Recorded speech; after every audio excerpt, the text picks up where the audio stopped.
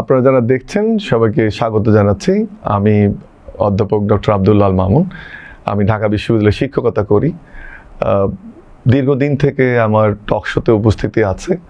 আমি লেখালেখি করার চেষ্টা করি, কিন্তু অনেক সময় টক শোতে গিয়ে বা মিডিয়াতে যখন উপস্থিত হচ্ছি, আমি অনুভব করছি যে কথাগুলো আমি আমার মতো করে বলতে চাই এবং যে কথাগুলো বলা দরকার, যেটা মিডিয়ায় কম আসছে বলে আমি মনে করছি, বা বিভিন্ন ক্ষেত্রে বিক্ষিপ্তভাবে আলোচনা হলেও যার মূল আলোচনাটা আসা দরকার সেটি আসছে না বলে আমি প্রয়োজন অনুভব করলাম যে আমি আপনাদের কাছে কিছু বলতে চাই এবং একই সাথে আপনাদের কাছ থেকে শুনতে চাই।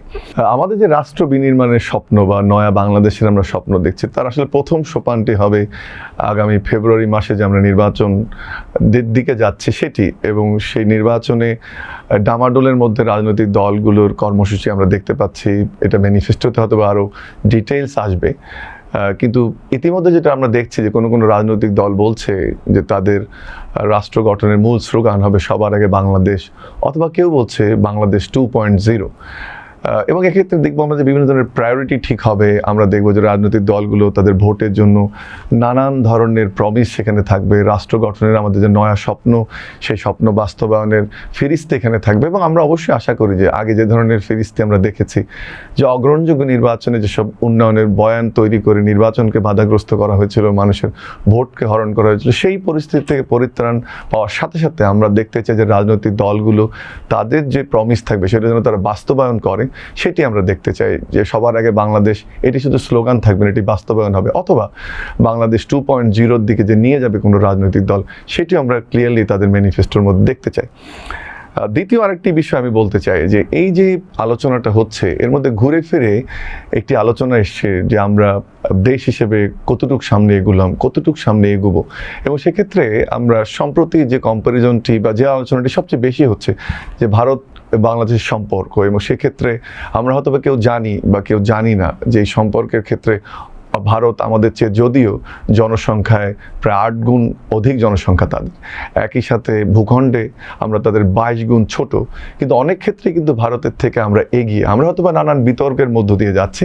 কয়েকটা ইনফরমেশন আপনাদেরকে আমি দিতে চাই। গ্লোবাল হাঙ্গার ইন্ডেক্সে আমরা যদি 123টি দেশের তালিকা দেখি, তাহলে সেখানে বাংলাদেশের অবস্থান 85তম এবং ভারতের অবস্থান 102। আবার আমরা খুবই গুরুত্বপূর্ণ একটি ইন্ডেক্স আমাদের আর্থসামাজিক অবস্থা বোঝার জন্য, যেটিকে আমরা বলি যে মানব উন্নয়ন সূচক, সেখানে 134টি দেশের মধ্যে আমাদের অবস্থান 129, ভারতের অবস্থান 134। গড় আয়ুর ক্ষেত্রে আমরা জানি যে ভারতের থেকে আমরা অনেক এগোনো। আমাদের গড় আয়ু এখন প্রায় 74.7, আর ভারতের গড় আয়ু এখন 72 বছর। আরও একটি বিষয় গুরুত্বপূর্ণ, সেটি হচ্ছে যে জেন্ডার গ্যাপে 148টি দেশের যদি আমরা তথ্য দেখি, তাহলে দেখব যে বাংলাদেশের অবস্থান হচ্ছে 24তম এবং ভারতের অবস্থান হচ্ছে 131তম। আরও একটি বিষয় আপনাদেরকে জানিয়ে রাখি, এই যে 24তম যে অবস্থান, সেটা আমরা কয়েক দশক থেকে ধরে রেখেছি, এবং সাউথ এশিয়াতে এই অবস্থানটি সবচেয়ে উচ্চে অবস্থান করছে বাংলাদেশ দীর্ঘদিন থেকে। এবং এই যে কথাটি আমি আপনাদেরকে বললাম, এখানে একটা মজার বিষয় হচ্ছে যে আমাদের যে সার্বিক অর্থনৈতিক উন্নয়ন, তার যে পেছনের গল্পটা, তার যে পেছনের শক্তিটা, সেটা শুরুটা কিন্তু হয় আমাদের একটা অন্যতম প্রোডাক্ট, এক্সপোর্ট প্রোডাক্ট, যেটা হচ্ছে গার্মেন্টস শিল্প। সেই গার্মেন্টস শিল্পে কিন্তু আমাদের শ্রমের দিক থেকে যে মূল অবদান, সেই অবদানটি কিন্তু আমাদের নারীদের, আমাদের তরুণীদের, আমাদের মা বোনদের, যারা তাদের শ্রম দিয়ে, ঘাম দিয়ে এই শিল্পকে দীর্ঘদিন সামনে এগিয়ে নিয়ে যাচ্ছে। এবং আমাদের অর্থনীতির পুরো মেরুদণ্ডটাই আসলে শক্ত হয়ে দাঁড়িয়েছে এই গার্মেন্টস শিল্পের। এই যে মহিলাদের অবদান, তাদের সফলতার গল্পের উপরেই কিন্তু আমাদের গার্মেন্টস শিল্প দাঁড়িয়ে আছে, এবং যে কারণে আমরা সারা পৃথিবীতে এখন দ্বিতীয় রেডিমেড গার্মেন্টস এক্সপোর্টার, এবং সেখানেও কিন্তু ভারত পিছিয়ে আমাদের থেকে। ভারতের অবস্থান হচ্ছে সেখানে 5ম। এই যে গার্মেন্টস শিল্পের আমি বললাম যে মেরুদণ্ড আমাদের নারী শ্রমিকরা, আমাদের মা বোনেরা, এর বাইরেও কিন্তু গল্পটা আরও বিস্তৃত। আমাদের যদি আমরা কর্মক্ষেত্রে এখন দেখি, আমরা প্রাইভেট সেক্টরকে দেখি, পাবলিক সেক্টরকে দেখি, আমরা ব্যুরোক্রেসি দেখি, আর্মিতে দেখি, তাহলে কিন্তু নারীদের অবদানটা আর অস্বীকার করার উপায় নেই। আমরা যে জিডিপি গ্রুপের কথা বলছি, ইন্টারন্যাশনাল ডেভেলপমেন্টের কথা বলছি, আন্তর্জাতিক মঞ্চে আমরা প্রতিষ্ঠিত হওয়ার কথা বলছি, আমাদের পুরুষদের পাশাপাশি কিন্তু নারীরা এর সমান অংশীদার। কিন্তু একটা মজার তথ্য আপনাদেরকে দেই বা একটা মজার গল্প বলি, যে আমরা এই যে নারীদের উত্থান, বা আমি শব্দটাকে বলতে চাই যে নারীদের অবদান আমাদের অর্থনীতিতে, আমাদের সামাজিক উন্নয়নে, আমাদের শিক্ষায়, আমাদের চিকিৎসায়, সবখানে যে নারীরা অবদান রাখছে, সেই অবদানটাকে আমরা সঠিকভাবে মূল্যায়ন করছি বা তাদের প্রাপ্যটাকে কিন্তু ঠিকভাবে দিতে পারছি আমরা।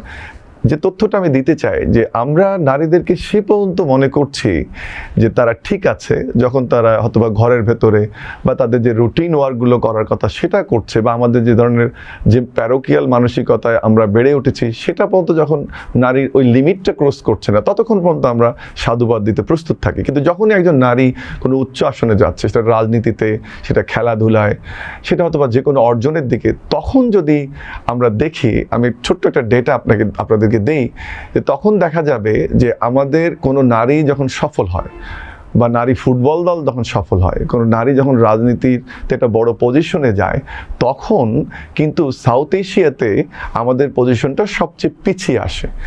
আমরা যদি দেখি যে তখন দেখা যাবে যে আমাদের ফেসবুক, ইউটিউবে যে আমরা কমেন্টগুলো করছি, সেখানে দেখা যায় অ্যানালাইসিস করে যে সেই স্কোরটা যখন একজন নারী সফল হয় সেটা 10 থেকে বেড়ে 70-এ যায়, পজিটিভলি নয় কিন্তু নেগেটিভলি, যেটাকে আমরা হেট স্পিচ বলি। এই যে আমাদের মেয়েরা আমাদের অর্থনীতিতে অবদান রাখছে, সমাজ গঠনে অবদান রাখছে, আন্তর্জাতিক অঙ্গনে আমাদের মুখ উজ্জ্বল করছে, তার একটি উদাহরণ আমি আপনাদেরকে দেই। 2003 সালে আমাদের জাতীয় ফুটবল দল, যেটি পুরুষ ফুটবল দল, সেটি ভারতকে হারিয়েছিল এবং সম্প্রতি আসলে গত সপ্তাহে আমরা আবার ভারতকে হারাতে পেরেছি। তার মানে মাঝখানের সময়টা প্রায় 22 বছর। অথচ গত 8 বছরে আমাদের তরুণীরা, আমাদের কিশোরীরা ভারতের ফুটবল দলকে বিভিন্ন বয়সভিত্তিক যে টুর্নামেন্ট সেখানে হারিয়েছে আসলে 5 বার, যার মধ্যে সাব চ্যাম্পিয়নশিপও রয়েছে। 2003 সালে পুরুষ দল জিতলো, আবার 22 বছর পরে এসে জিতলো। এর যে উন্মাদনা আমরা দেখি, এর যে মূল যে মিডিয়াগুলো আছে তাদের যে নিউজ প্রচারের ধরন এবং সময়, একই সাথে আমরা যে সামাজিক যোগাযোগ মাধ্যমে ঝড় দেখছি এই পুরুষ দলের পক্ষে তাদের বিজয়কে গ্লোরিয়াস করার জন্য, কিন্তু কেন জানি কোন সমস্যার কারণে এই যে আমাদের মেয়েরা সাব চ্যাম্পিয়ন হলো 2 বার এবং একই সাথে ভারতকে 5 বার হারালো, সেটা তো মেইন স্ট্রিম মিডিয়াতে আসছে, বাট সামাজিক যোগাযোগ মাধ্যমে হয়তোবা 2-1 এটাকে প্রমোট করছে, পজিটিভলি দেখছে। কিন্তু দুঃখজনক হলো যে আমাদের এই যে মেয়েদের যে সফলতাগুলো আমরা দেখি, তাদেরকে তো অ্যাপ্রিসিয়েট করাই হয় না, বরং যে তথ্যটি একটু আগে দিলাম আমি, যে দক্ষিণ এশিয়াতে আমরা হেট স্পিচে, মেয়েদের বিপক্ষে হেট স্পিচে চ্যাম্পিয়ন, এবং সেখানে মাত্রাটা বেড়ে হেট স্পিচের মাত্রা 10 থেকে 70 ভাগ বৃদ্ধি পায়। এবং এই যে হেড স্পিচের কথা আমি বললাম, যে তাদের পোশাক ঠিক আছে কিনা, তাদের অঙ্গভঙ্গি ঠিক আছে কিনা, তাদের উপস্থাপন ঠিক আছে কিনা, এই বিষয়গুলো নিয়ে কথা হচ্ছে। শুধু এখানেই সীমাবদ্ধ নয়, কিন্তু একটু আগে যেটা আমি বললাম যে আমাদের নারীরা যখন বিভিন্ন ক্ষেত্রে সফল হচ্ছে, তাদের শাড়ি পরা নিয়ে, তাদের টিপ নিয়ে, তাদের চুলের কাটিং নিয়ে, তাদের অঙ্গ নিয়ে বিভিন্ন ধরনের হেড স্পিচ আমাদের কিন্তু সামাজিক যোগাযোগ মাধ্যমে আমরা দেখতে পাচ্ছি, যেখানে মেয়েরা আমাদেরকে সবসময় মুখ উজ্জ্বল করার চেষ্টা করছে, অর্থনীতিতে অবদান রাখছে। সেখানে তাদের যে বিপক্ষে অবস্থান সেটি কতটুকু কাম্য। এখানে আরও একটি বিষয় আমি উল্লেখ করতে চাই। সম্প্রতি আমাদের মেয়েদের পোশাক নিয়ে অনেক আলোচনা হচ্ছে। আমি মনে করি একজন মেয়ে বা নারীর বোরখা পরার যেমন স্বাধীনতা থাকবে, বোরখা না পরাটাও তার ইচ্ছের উপর ছেড়ে দেওয়া উচিত। এই যে এতক্ষণ যে আলোচনাটা করলাম যে আমাদের নারীরা বিভিন্ন ক্ষেত্রে অবদান রাখছে, সেটি অর্থনীতি হোক, আমাদের স্পোর্টসে হোক, প্রফেশনাল ডেভেলপমেন্টে হোক, তারা কিন্তু আমাদের এই যে দেশের আর্থসামাজিক যে উন্নয়ন তার একটা অবিচ্ছেদ্য অংশ, সেটি আলোচনায় আমার ধারণা স্পষ্ট হয়েছে। আপনারা যারা এই মুহূর্তে আমার কথা শুনছেন, আপনাদের কাছে একটি প্রশ্ন রাখতে চাই, এই যে তাদের অবদানের পরেও কেন তাদের প্রতি আমাদের এই বৈরী মনোভাব, বা কেন তারা সামাজিক যোগাযোগ মাধ্যমে হেট্রেটের শিকার হচ্ছে বা লাঞ্ছনার শিকার হচ্ছে, সেই প্রশ্নটি আপনাদের কাছে আমি রাখতে চাই। এই যে ফেব্রুয়ারিতে জাতীয় নির্বাচন অনুষ্ঠিত হবে, তার আগে রাজনৈতিক দলগুলো তাদের ম্যানিফেস্টো দেবে, এবং সেক্ষেত্রে আমি নিশ্চিত যে নারীদের উন্নয়নে অনেক ধরনের প্রতিশ্রুতি থাকবে। কিন্তু এই যে বিষয়টি আজকে আমি অবতারণা করলাম যে নারীরা অনলাইনে লাঞ্ছনার শিকার হচ্ছে, সেক্ষেত্রে আমরা দেখতে চাই যে রাজনৈতিক দলগুলোর ম্যানিফেস্টোতে বা রাজনৈতিক দলগুলো যে প্রতিশ্রুতি দিচ্ছে, সেক্ষেত্রে এই লাঞ্ছনা থেকে উত্তরণের জন্য তারা কী পদক্ষেপ নেবে, বা নারীরা যেন স্বাধীনভাবে কাজ করতে পারে, তাদের যে অগ্রযাত্রা সেটা যেন অব্যাহত থাকে, তারা যেন অনলাইনে লাঞ্ছনার শিকার না হয়, মানসিক অশান্তিতে না ভোগে, সেটাও কিন্তু কিন্তু একটি গুরুত্বপূর্ণ প্রশ্ন থাকবে আমার রাজনৈতিক দলগুলোর কাছে। এই যে ফেব্রুয়ারিতে নির্বাচন আসছে, সেই নির্বাচনে আমি যে বঞ্চনার কথা বললাম, লাঞ্ছনার কথা বললাম, বুলিংয়ের কথা বললাম, হ্যারাসমেন্টের কথা বললাম নারীদের প্রতি, সেক্ষেত্রে ভোটার হিসেবে আমাদেরকে এটিও দেখতে হবে যে ভোট প্রদানের ক্ষেত্রে কোন রাজনৈতিক দলটি এই বিষয়গুলো সমাধা করতে পারে, সেই রাজনৈতিক দলকেই কিন্তু আমাদের ভোট দিতে হবে বলে আমি মনে করি। এই যে নারী ভোটার নয় বা উইমেন পার্সপেক্টিভ নয়, আসলে আমাদেরও দায়িত্ব আছে স্বামী হিসেবে, বাবা হিসাবে বা ভাই হিসাবে, যে নারীদের যে এই সমস্যা থেকে উত্তরণ, সেটির ক্ষেত্রে রাজনৈতিক সিদ্ধান্তটি খুবই গুরুত্বপূর্ণ। এবং আমারও আবেদন থাকবে যে আমরা পুরুষরা যখন ভোট দিব তখন আমরাও দেখতে চাইব যে এই যে নারীদের এই সমস্যাটি, এই যে লাঞ্ছনার শিকার হওয়া, বুলিংয়ের শিকার হওয়া, হেট্রেটের শিকার হওয়ার ক্ষেত্রে কোন রাজনৈতিক দলটি সঠিক পরিকল্পনা নিয়ে হাজির হচ্ছে, এবং ভোট দেওয়ার ক্ষেত্রে সেই রাজনৈতিক দলকেই ভোট দেওয়া উচিত। আজকে শেষ করছি এটা বলে যে আমরা যে জুলাই অভ্যুত্থান পরবর্তী বাংলাদেশের স্বপ্ন দেখছি, বিভিন্ন রাজনৈতিক দল এটিকে বিভিন্নভাবে বলছে। কেউ বলছে বাংলাদেশ 2.0, কেউ বলছে নতুন রাষ্ট্র কাঠামোর বাংলাদেশ, অথবা কেউ বলছে সবার আগে বাংলাদেশ।